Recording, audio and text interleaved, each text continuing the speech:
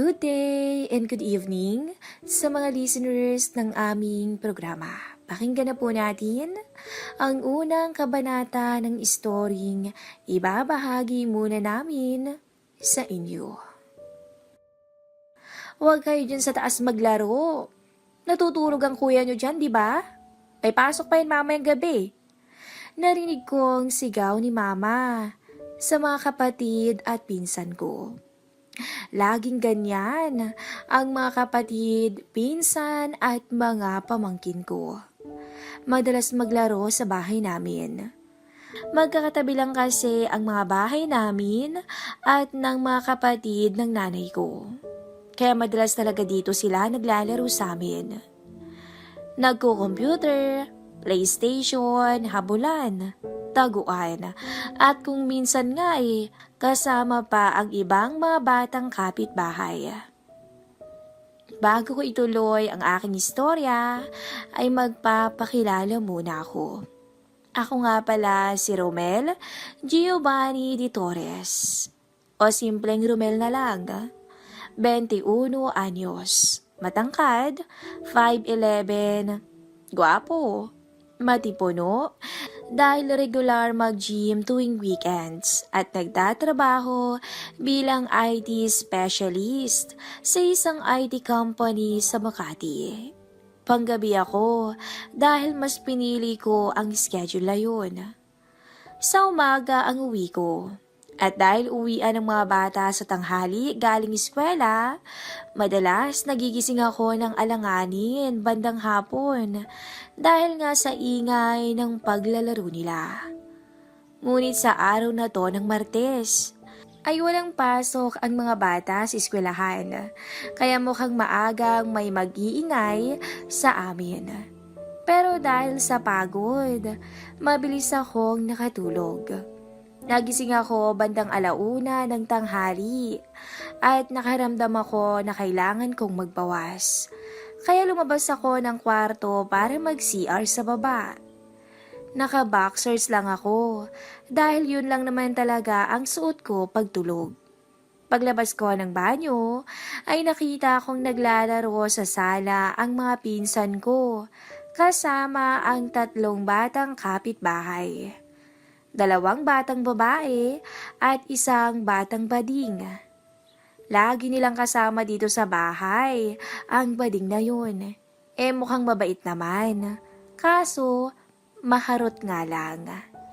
Napailing na lang ako at napaisip na ang bata-bata pa bumigay na. Nacho, nasan si mama? Medyo inaantok pang tanong ko sa kapatid ko. Laki na Aling Mercy, nagpapa-pedicure daw kuya sagot ng kapatid ko. Tumango ako at biniling sa kanila ang bahay habang natutulog ako.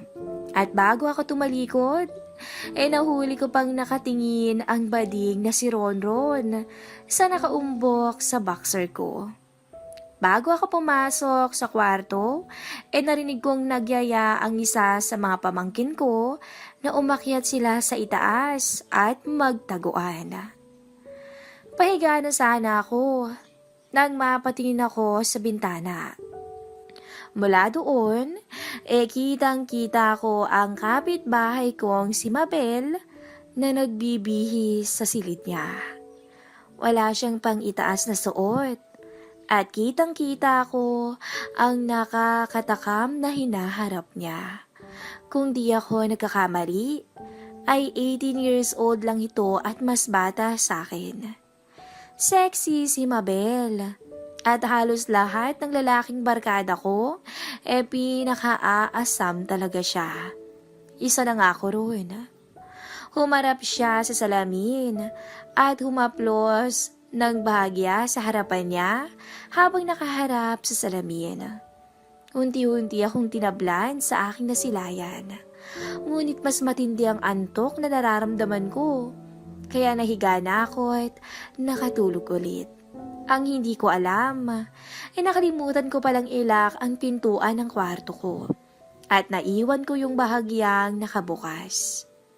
Napanaginipan kong inaangkin ko raw si Mabel at halos mabuti ang mga mata niya sa panggigigil ko sa kanya. Ang galing-galing daw ni Mabel sa kama, kaya kahit panaginip lang, parang ramdam na ramdam ko talaga ang tunay na alapaap. Naalimpungatan ako at bahagyang ibinukas ang mga mata ko. Alam kong gising na ako ng mga sandaling yun, pero nagtataka ako na parang dama ko pa rin ang panaginip ko kay Mabel. Nang tuluyan ko nang imulat ang mga mata ko at tumingin pababa, ay nabigla ako sa nakita ko. Nakababa na hanggang tuhod ang boxer short ko. At nasa gilid ng higaan ko ang bading na si Ronron na abala sa kapilyuhan. At hindi yata namamalayan na nagising na ako. Napabalikwas ako ng bangon. At maging si Ronron man ay gulat na gulat din. Rumihistro ang takot sa mukha niya at agad na nagpaliwanag. Please kuya, I'm sorry po. Naglalaro kasi kami ng taguan eh. Nakita ko pong bukas ang room nyo kaya dito ako nagtago. Hindi ko naman po alam na silid nyo to eh. Tapos nakita ko na po kayong nakahiga dyan. Tapos nakababa yung short nyo habang natutulog. Mahabang paliwanag niya.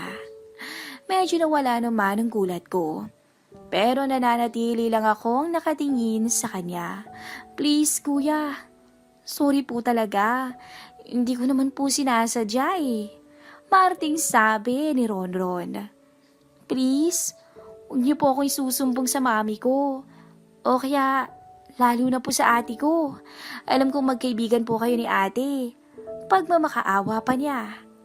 At bigla kong ang naalala ang ate niyang si Mabel.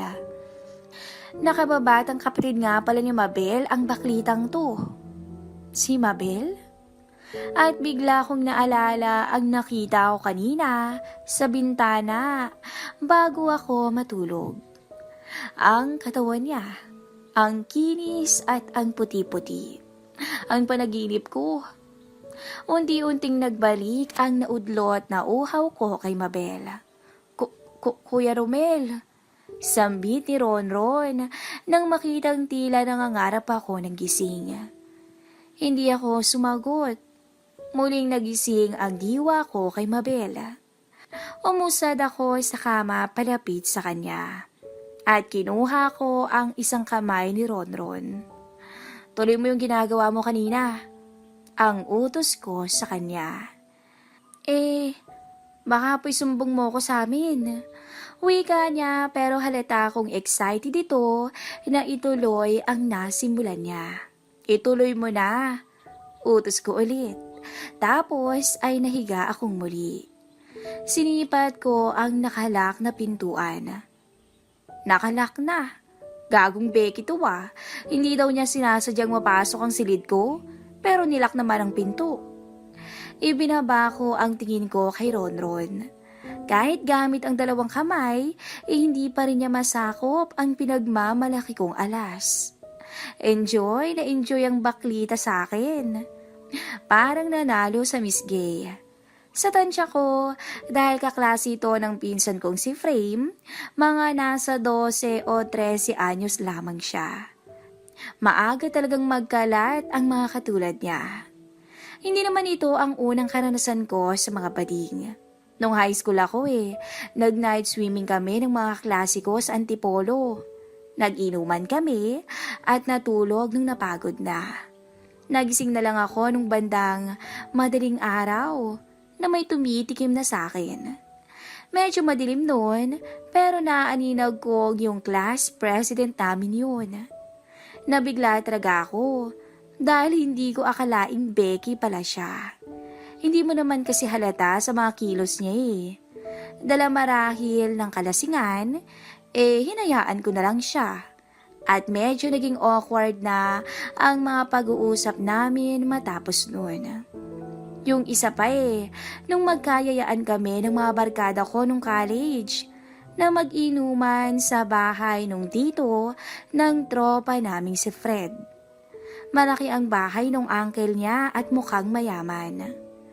Kapareha din nung class president namin nung high school, wala ring bakas ng pagiging binabae ang tito ni Fred.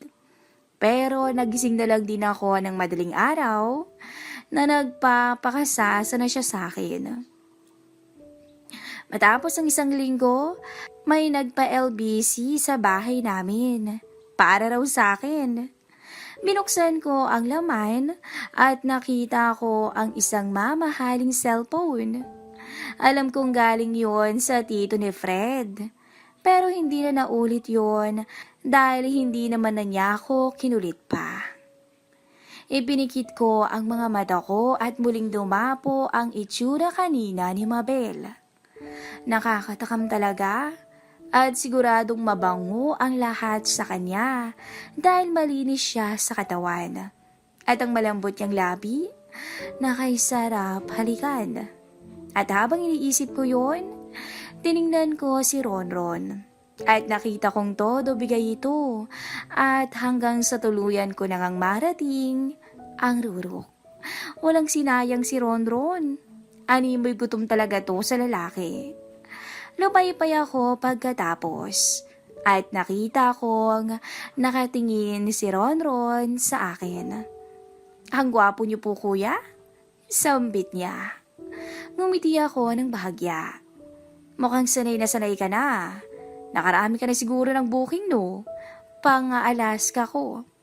Naku hindi po. Pangatlo ka pa lang po.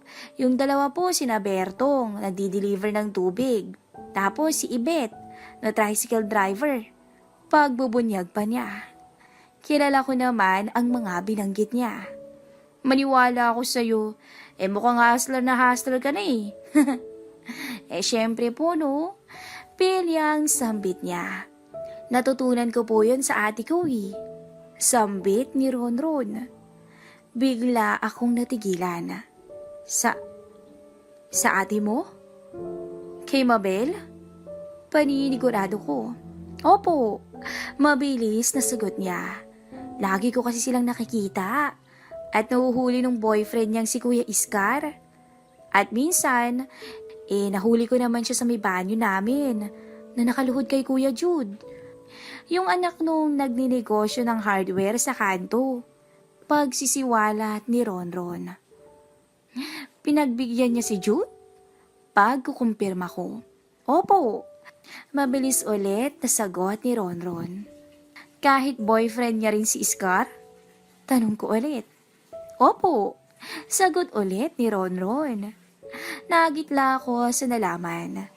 Ganun pala kahilig si Mabel. Unti-unti kong inabsorb ang kwento ni Ronron. Mahilig na talaga si Mabel. Pero, kuya, putol ni Ronron sa pag-iisip ko. Alam nyo, yan pong sa inyo yung pinakamalaking nakita ko. Mas malayong lamang po yan ng bongga kaysa kay Berto o kaya kay Ibet. O pati kina Kuya Iskar at Jude. Nakangising sabi ni Ronron. Biglang may naglaro sa isip ko. Isang maduming idea. Talaga? Nakangising kunwari na tanong ko. Opo, promise, mamatay man po ako. Pilyang turan pa niya. Ngumiti ako ng ngiting aso. At marahan kong sinabi, gusto mo ba uling matikman to next time? Yes naman po. Mabilis ulit na sagot niya. Hindi naaalis ang ngiti sa labi ko. Alam ko na ngayon kung papaano ako makakaisa kay Mabel. Abangan po natin ang next episode ng ating story.